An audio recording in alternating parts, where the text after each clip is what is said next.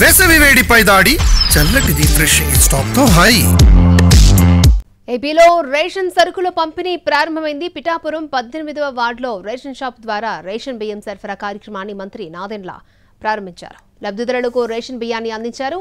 ఇకపై ప్రతి నెల తొలి 15 రోజుల పాటు రేషన్ షాపుల ద్వారా నిత్యావసర సరుకులు అందించనున్నారు. 1వ తేదీ నుంచి 15 వరకు ఉదయం 8 గంటల నుంచి 12 గంటల వరకు, తిరిగి సాయంత్రం 4 గంటల నుంచి 8 గంటల వరకు చౌక ధరల దుకాణాల్లో రేషన్ పంపిణీ కొనసాగుతుంది.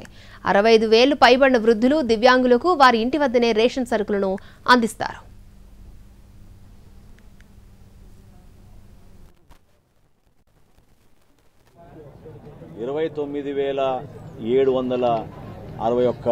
రేషన్ షాపుల ద్వారా ఒక అద్భుతమైన కార్యక్రమం మనం ఒక్కసారి మేము పునఃప్రారంభించాం.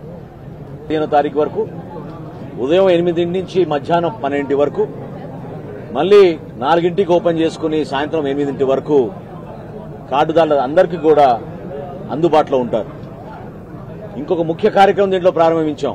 మొట్టమొదటిసారి రాష్ట్ర ప్రభుత్వం తీసుకున్న నిర్ణయం,